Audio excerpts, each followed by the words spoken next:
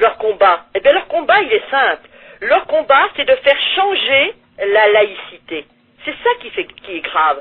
C'est-à-dire qu'il dit que, eh bien, après tout ça peut changer, peut évoluer. Ils n'attendent que ça. Et on va lentement. C'est-à-dire que, vous voyez, la prétention, la présence, il y a dans, je ne connais pas l'hébreu, je vous le dis n'importe comment, c'est marqué Dina de Malchuta Dina. La loi de l'État prime sur la loi de la Torah. C'est la loi du pays, c'est la loi qui doit être suivie. Tandis que, qu'est-ce que dit monsieur Alaoui, qui est un neuropsychologue d'origine marocaine, Fouad Alaoui, dans Libération, daté du 16 octobre 2001, écoutez bien ce qu'il dit, parce que ça vous attend aussi au Canada. De même qu'on demande à l'islam de changer, écoutez bien ça, la laïcité doit changer. Car aujourd'hui, la laïcité ne peut se contenter d'une définition selon laquelle elle cantonne le religieux à la sphère privée. Okay. Le retour du religieux est général et il interroge tout le champ social. Et vous savez ce que je regardais en lisant Mustapha Chérif? Ils utilisent un langage d'intellectuel. Ma parole, pour comprendre, il faut que vous tapiez le cerveau. C'est-à-dire que, vous voyez, ils habillent leur langage d'un vêtement philosophique, laïque, il y en a pour tous les goûts. Et puis, ils commencent et ils disent, mais voyez, nous avons une religion abrahamique, et ça commence. Et vous voyez fleurir les mosquées, vous voyez pousser les mosquées, et vous voyez que lentement, il y a des rayons de produits halal. Et puis vous voyez que les filles ne vont pas aller, on refait l'histoire, on supprime un peu toutes les choses qui pourraient choquer la sensibilité musulmane. Moi je dis, il viendra un jour où on entrera dans les musées et on dira, oh là les statues, oh attention les nus. Parce qu'attention, si on a fait ce qu'on a fait au Bouddha de Bamiyan, c'est parce que c'était considéré comme des idoles. Quand il y a des religieux, je dis bien, c'était vrai aussi à l'époque où les catholiques étaient cons et qu'ils ont ils ont supprimé ce qui était parfois des chefs-d'œuvre. Au même titre, Madame peut être une horreur. Oui, moi, je dis, c'est affreux parce que ils sont dans leur monde, dans leur bulle, et ils mènent les gens dans le mur. Enfin, moi, je le dis. Non, mais regardez, moi, je vous arrête le jour où je trouve que vous allez trop loin, chose qui n'est pas encore arrivée. Je vais vous le dire. Voilà, vous avez raison, arrêtez-moi. Mais pour vous dire, et vous savez pourquoi? Alors j'en reviens parce que vous savez... Vous savez ce qu'on a fait à Maurice Dantec? Je vais vous dire pourquoi. Allez-y. Avec le forum subversif, je ne le connais pas, je ne l'ai pas vu, je ne connais que ses écrits.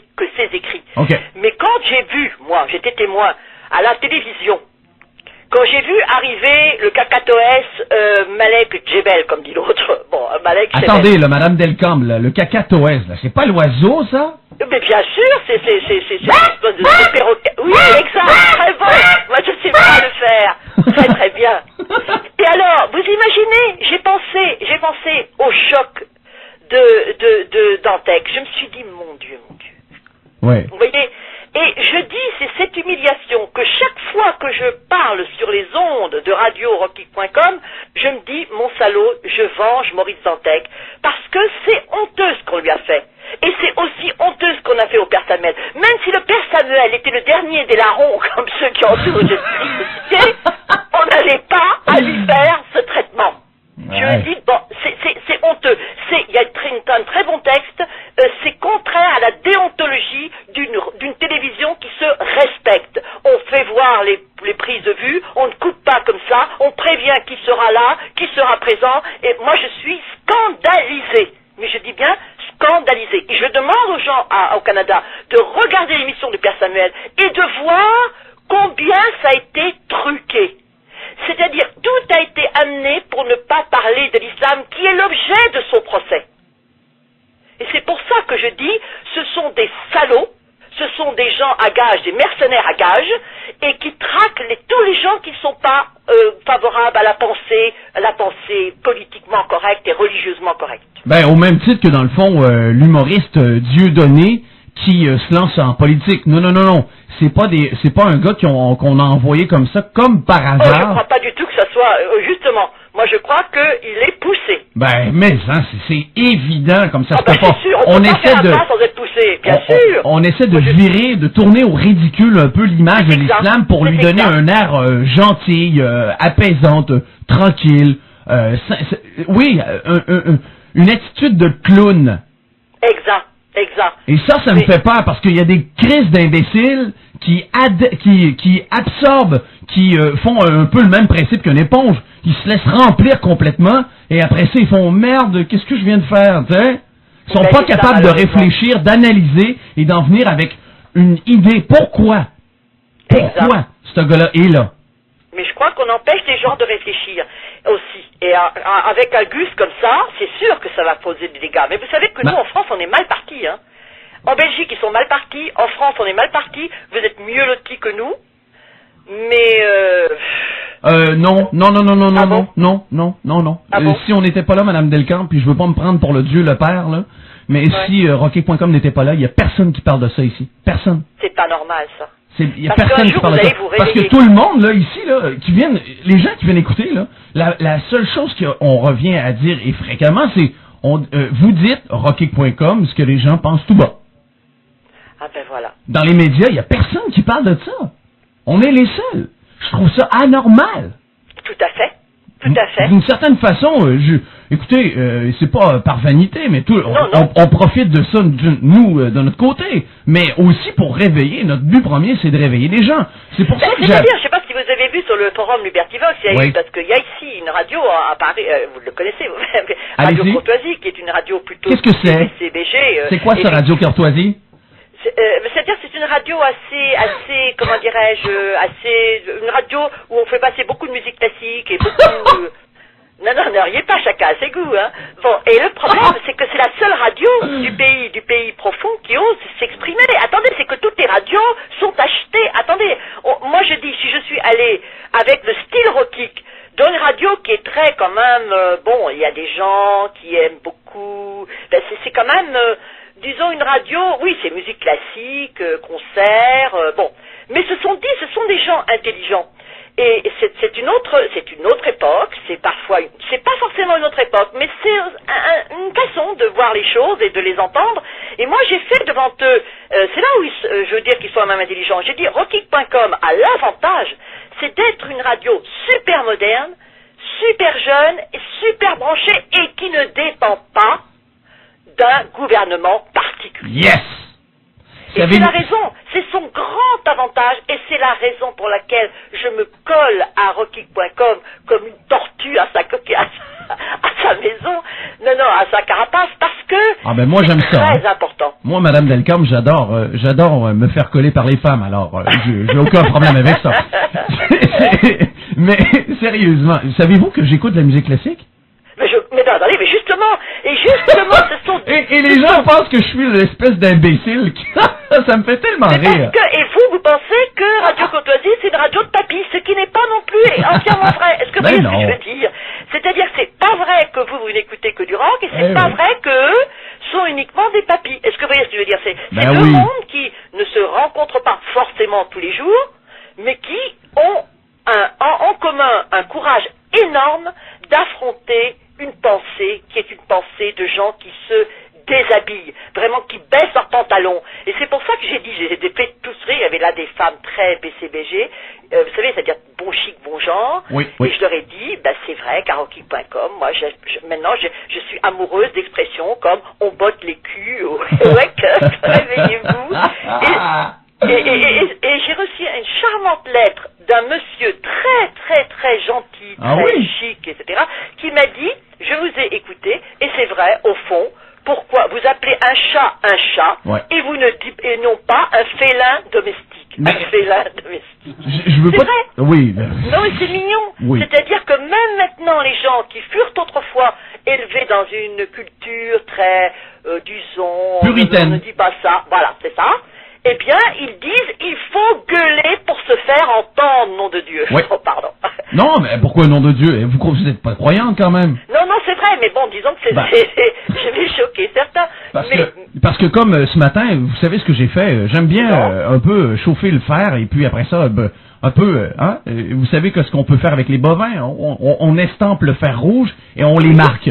Alors, oui, bien sûr. Les gens qui pratiquent la religion chrétienne, ben, j'ai tout simplement envoyé une bonne chanson. Est-ce que vous connaissez le groupe de rock AC/DC? Ça me dit quelque chose, oui. Ouais, bon, enfin, du moins, peut-être que ça manque pas à votre culture, là. C'est vraiment pas important, mais il reste pareil que j'ai dédié une chanson qui s'appelle, vous comprenez l'anglais comme il faut? Oui. Highway to Hell, au pape Jean-Paul II. Ah, ça y va. Oui. Ben, il y en a qui acceptent pas ça. Et moi, je trouve qu'à quelque part, il faut sortir un peu du placard, si on veut, au même titre que les homosexuels. À un moment donné, il faut se faire entendre. Et je trouve que notre tremplin, qui est rockig.com, d'une certaine façon, aide à faire ça. Alors, ce qui est le plus paradoxal, justement, Ismaël, c'est que la Belgique vient d'accepter l'adoption pour les homosexuels, vous voyez, le droit d'adopter des enfants pour les homosexuels, et qu'en même temps, on ne peut, dans ce fichu pays, on ne peut rien dire concernant les textes de l'islam. C'est ça, vous voyez ce que je veux dire? C'est-à-dire que d'un côté, il y a ce qu'on pourrait appeler, bon, ça va très loin, permettre aux homosexuels d'adopter des enfants, c'est quand même, ils se veulent quelque part assez libéraux, enfin, entre guillemets. Mais en même temps, rien. Sur l'islam, on ne peut absolument rien dire. Et c'est ça qui me paraît étrange. On peut bouffer, enfin, peut-être pas en Belgique, je sais pas en Belgique, mais ce qui est certain, c'est que il y a un problème, il y a un réel problème. Oui. Parce que, est-ce que c'est de la peur? Moi, je crois que c'est de la peur. J'ai reçu un coup de téléphone d'une amie, Michel, qui m'a dit, les gens ici, les politiques en France, ils meurent de peur. Ils ont peur, mais peur des musulmans. Vous voyez, peur de ce qui se passe en banlieue, peur qu'ils cassent tout, peur qu'ils montent. Vous voyez ce que je veux dire? Ils sont très peur. Et alors la dernière des dernières, alors là, vous allez, là, tenez-vous bien, il faut être assis. Attention, je suis assis. On m'a dit que vous avez entendu parler de Messaoud Bourras. Attendez un instant, je vais m'asseoir. Oui. Ok, pour c'est parfait. avoir intenté une action, il y a quelqu'un, tous les prédicateurs ont des propos antisémites réels, c'est-à-dire, mais ce sont évidemment les textes, tous les textes sont contre les juifs, les textes de l'islam. Alors, il avait gagné en première instance, il a fait appel pour vraiment avoir plus de sécurité, il est condamné, m'a-t-on dit, à quelque chose comme 10 000 euros d'amende et 3 000 euros de dommages intérêts, 13 000 euros. Mais... 13 000 euros, je ne sais même pas si en ce moment il travaille. Vous vous rendez compte, il est lessivé, 13 000 euros. S'il a vraiment été condamné à cela, parce que j'ai reçu un mail là avant de prendre la parole sur les ondes, je dis que ce sont des enculés d'avoir fait ça. Ouais, mais moi aussi, hein. Ce sont des putes. Attendez, qu'est-ce qu'a fait Messaoud Bourras? Il a porté, voilà, c'est-à-dire qu'il a vu qu'il y avait un type, Hussein, je sais pas quoi, dont les propos étaient franchement antisémites, négationnistes. Bon, il a porté plainte, il a eu gain de cause en première instance, et il a fait appel pour mieux. Et voilà qui se récolte une amende de 10 000 euros et plus 3 000 euros de dommages intérêts. 13 000 euros pour avoir simplement porté plainte en disant ce sont des propos antisémites.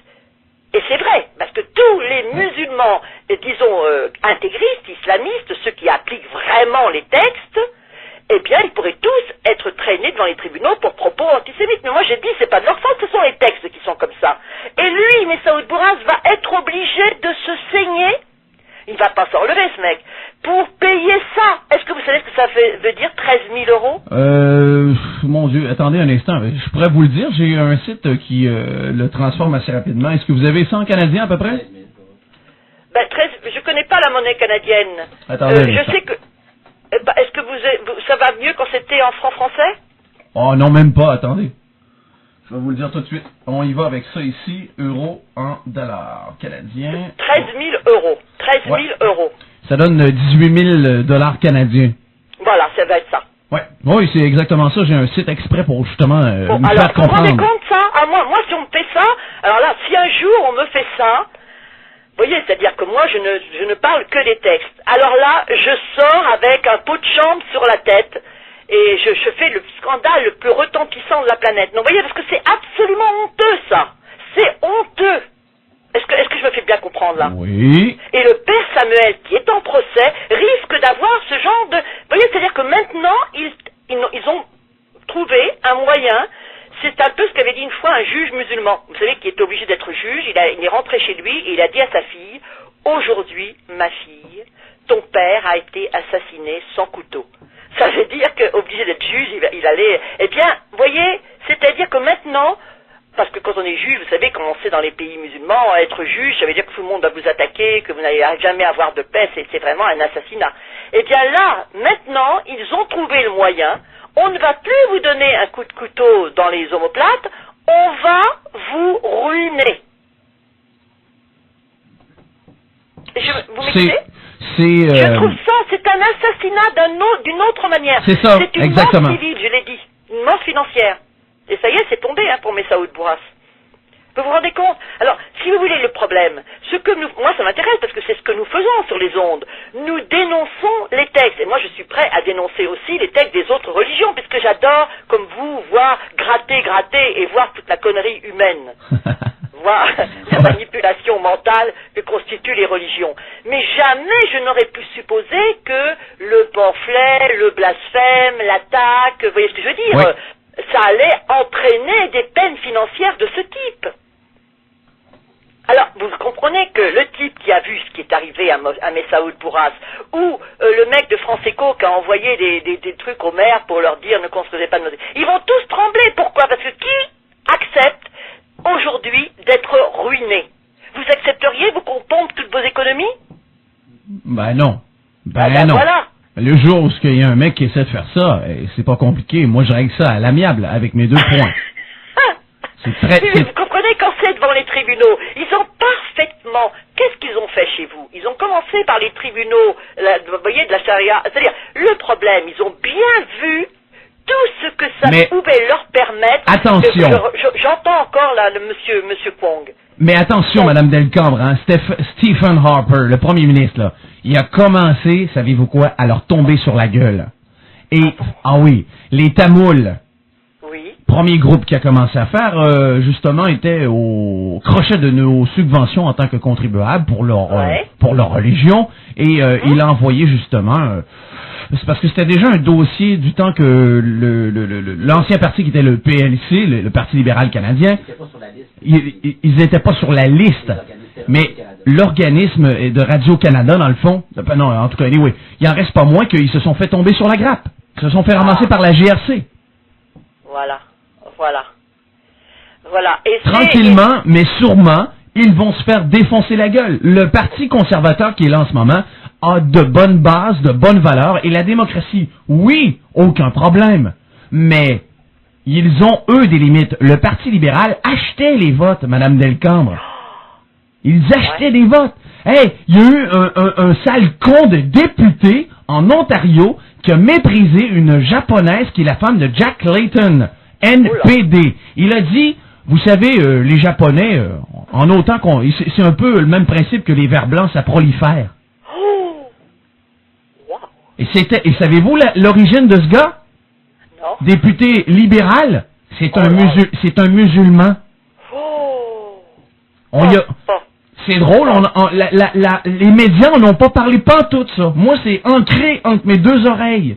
Je remarque à quel point il y a vraiment je sais pas c'est quoi, mais j'ai l'impression que les médias ils font exprès de fermer leur gueule sur ces trucs qui sont, ma foi, peut-être chatouilleux. Je vais vous dire quelque chose. Je pense que le prophète de l'islam était très intelligent. Pour s'imposer, il a décidé de faire régner la terreur. Parce que quand vous faites régner la terreur, vous êtes sûr, vous avez tellement terrorisé les gens que personne n'ose plus recommencer. Eh bien, j'ai trouvé sur le site Libertyvox une expression qui va beaucoup vous plaire et vous allez me dire de qui elle est. Le terrorisme est la meilleure arme politique puisque rien ne fait réagir davantage les gens que la peur d'une mort soudaine.